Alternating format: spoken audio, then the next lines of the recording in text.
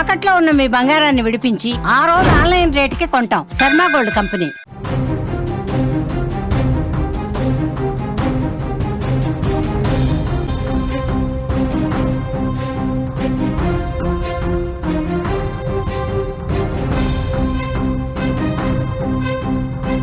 దేశం మొత్తం స్వతంత్ర వేడుకల్ని జరుపుకుంటూ ఉంటే సంతోషంగా జమ్మూ కాశ్మీర్లోని కిష్ట్వార్ జిల్లాలోని చిసోటి గ్రామం మాత్రం ఇంకా కన్నీటి సంద్రంలోనే మునిగిపోయింది. ఆ గ్రామంలో ఎటు చూసినా శవాలే కనిపిస్తున్నాయి. బురదలో ఎక్కడ అడుగు వేసినా కాలికి మృతదేహాలే తాకుతున్నాయి. సహాయక చర్యల్లో నిమగ్నమైన మిలిటరీ, ఎన్డీఆర్ఎఫ్, ఎస్డీఆర్ఎఫ్ బృందాలు ఆ చిసోటి గ్రామాన్ని చూసి, చిసోటి గ్రామంలో చేస్తున్న సేవను చూస్తుంటే, నిజంగా వాళ్ళు శవాల్ని వెలికి తీస్తుంటే నిజంగా కన్నీళ్లు ఉప్పొంగుతున్నాయి. ఊహించని విధంగా వచ్చిన క్లౌడ్ బరస్ట్తో వచ్చిన ఫ్లాష్ ఫ్లడ్స్ చిసోటి గ్రామాన్ని నిమిషాల్లో శ్మశానంగా మార్చేసింది. జమ్మూ కాశ్మీర్లోని కిష్ట్వాడ జిల్లాలో ఈ ఘోర ప్రమాదం జరిగింది, ఘోరం జరిగింది.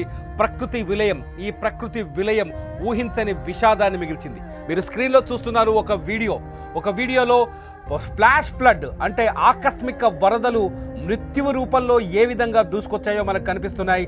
ఊహించని విధంగా వచ్చిన ఈ వరదలు ఎంతో అందమైన చిసోటి గ్రామాన్ని నిమిషాల్లో శ్మశానంగా మార్చేసింది. మీరు రెండో బాక్స్లో చూస్తున్నారు.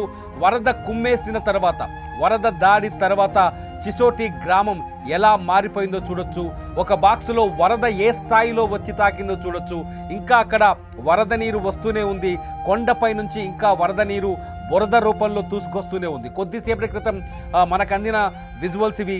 ఇంకా చిసోటి గ్రామంలో విషాదం కనిపిస్తూనే ఉంది. వరద దూసుకొస్తున్న తీరు ఆ వీడియోస్లో మనం చూడొచ్చు. ఒకవైపు వరద దూసుకొస్తున్న తీరు, మరోవైపు వరదలో మునిగిపోయిన గ్రామం. మీరు ఫోటోల్లో చూస్తున్న దాంట్లో చూడొచ్చు. చిసోటి గ్రామం వరదల్లో మునిగిపోయిన తర్వాత ఏ స్థాయిలో, ఏ విధంగా మారిపోయిందో. ఇక్కడ మిలిటరీ వాళ్ళు, మిగతా సహాయక బృందాలు సహాయం అందిస్తున్నాయి. కానీ ఆ గ్రామంలో అడుగు పెట్టలేని పరిస్థితి ఉంది. ఎక్కడ ఏ రాయి, ఏ రప్ప కింద శవాలున్నాయో అర్థం కాని పరిస్థితి. పెద్ద పెద్ద రాళ్ళు కొండపై నుంచి వరద దూసుకురావడంతో పెద్ద పెద్ద రాళ్ళు వచ్చేసి ఆ ఊరు పైన దాడి చేశాయి. ప్రకృతి కన్నెర్ర చేస్తే ఎలా ఉంటుందనేది స్పష్టంగా కనిపించింది చిసోటి గ్రామంలో. ఈ కేవలం 15 రోజుల వ్యవధిలోనే 2 దుర్ఘటనలు, హిమాలయ పర్వతాల్లో 2 దుర్ఘటనలు చూసాం.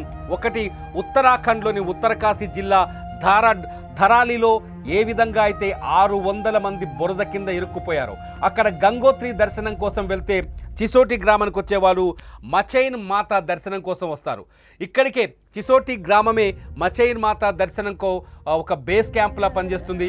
చాలామంది వాహనాల్లో చిసోటి గ్రామానికి వచ్చి అక్కడ తమ వాహనాల్ని పార్క్ చేసి అక్కడి నుంచి దాదాపు 9 కిలోమీటర్లు కాలినడకన వెళ్తారు. 9 కిలోమీటర్ల దూరం వెళ్ళి అక్కడున్న మచైన్ మాతని దర్శనం చేసుకొని తిరిగి వస్తారు. మీరు చూడొచ్చు ఒకసారి బురద మడుగులా మారిపోయిన విజువల్స్. ఎందుకంటే చిసోటి గ్రామం ఈ వీడియో చాలు.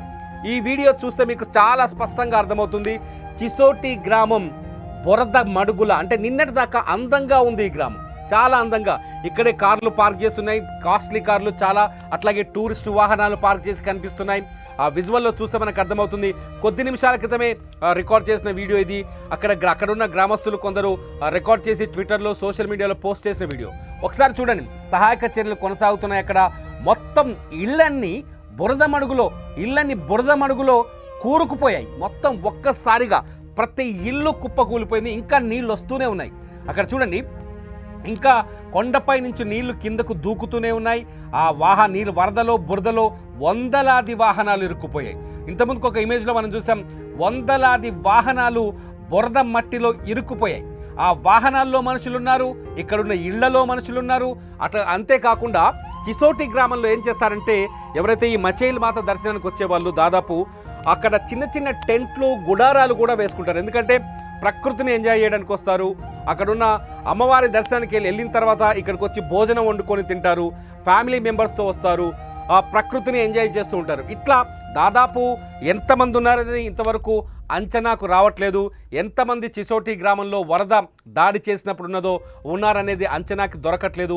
ఇప్పటికీ అక్కడ సహాయక చర్యల్లో ఒక స్పష్టత రాలేదు. ఏ డెడ్ బాడీ ఎటున్నదో అర్థం కాని పరిస్థితి. వరద వచ్చిన తర్వాత వరద దాడి తర్వాత వరదల్లో ఇరుక్కున్న ఒక 167 మందిని ప్రాణాలతో బయటకు లాగారు. కానీ 46 మంది శవాలుగా మిగిలిపోయారు. 46 మంది మృతదేహాలు దొరికాయి. ఇంకా 200 డెడ్ బాడీస్, అంటే 200 మంది గల్లంతయ్యే ఉన్నారు. లెక్క ప్రకారం, అంటే ఇది డాక్యుమెంట్లో ఉన్న లెక్కలు మాత్రమే. చిసోటి గ్రామంలోకి ఎంటర్ అయినప్పుడు రికార్డ్ చేసిన లెక్కల ప్రకారం ఇంకొక 200 మంది గల్లంతైనట్టుగా తెలుస్తుంది. కానీ ఆ గ్రామంలో ఎంతమంది ఉన్నారు, ఇతర గ్రామాలు అంటే ఆ రికార్డులో లేని వాళ్ళు ఎంతమంది ఉన్నారు అనేది ఇంతవరకు అంచనాకు దొరకలేదు.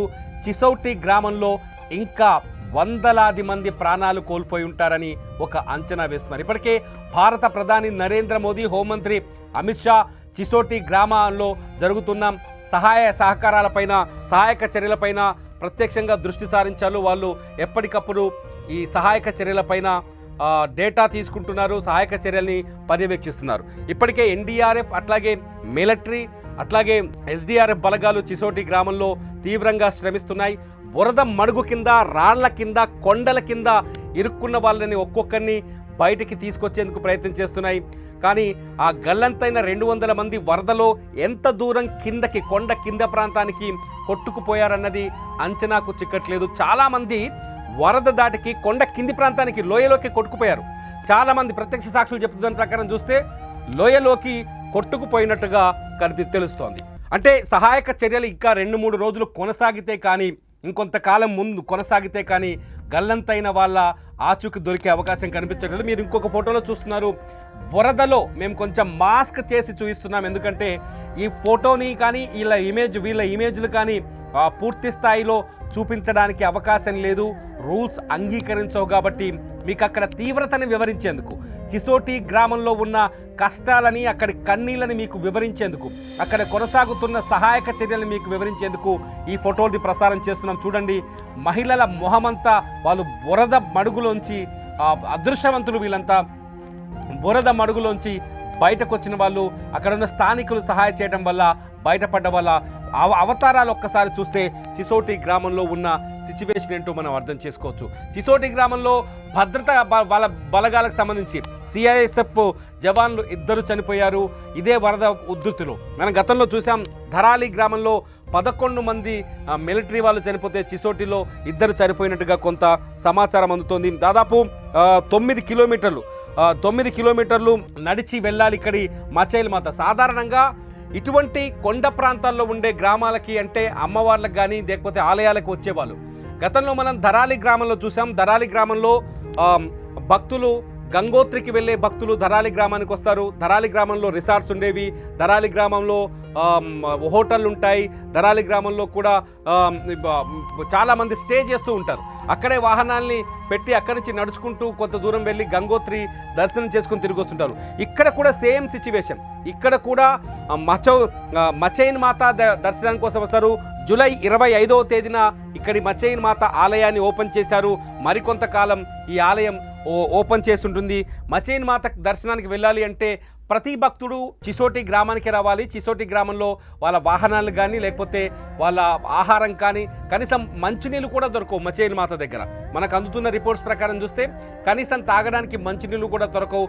ప్రతిదీ చిసోటి గ్రామమే బేస్ క్యాంప్ అవుతుంది మచైల్ మాత ఆలయానికి. మచైల్ మాత ఆలయానికి వెళ్ళే ప్రతి భక్తుడు చిసోటి గ్రామంలో స్టే చేస్తాడు. ఇక్కడే వంట చేసుకుంటారు, ఇక్కడ ఉన్న హోటళ్లలో నిద్రిస్తారు. కొందరు హోటళ్లలో ఉండకుండా టెంట్లు తెచ్చుకుంటారు. కొన్ని టెంట్లు తెచ్చుకొని టెంట్ల కింద ఉంటారు. ఇక్కడ నుంచి ట్రెక్కింగ్ స్టార్ట్ అవుతుంది. చిసోటి గ్రామం నుంచి నడుచుకుంటూ దాదాపు 8.5 నుంచి 9 కిలోమీటర్ల దూరంలో మచైల్ మాత ఆలయం ఉంటుంది. మచైల్ మాత ఆలయం వైపు నడుచుకుంటూ వెళ్ళి తిరిగి వచ్చి మళ్ళీ చిసోటి గ్రామంలో స్టే చేసి అటు నుంచి తిరిగి వాళ్ళ స్వస్థలానికి వెళ్ళిపోతూ ఉంటారు.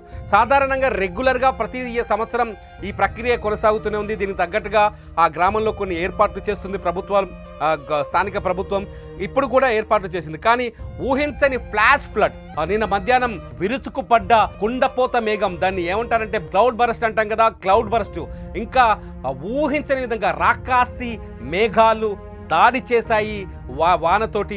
ఆ రాకాసి మేఘాల దాడితో వరద ఊహించని విధంగా నిమిషాల్లోనే చిసోటి గ్రామం పైన విరుచుకుపడింది.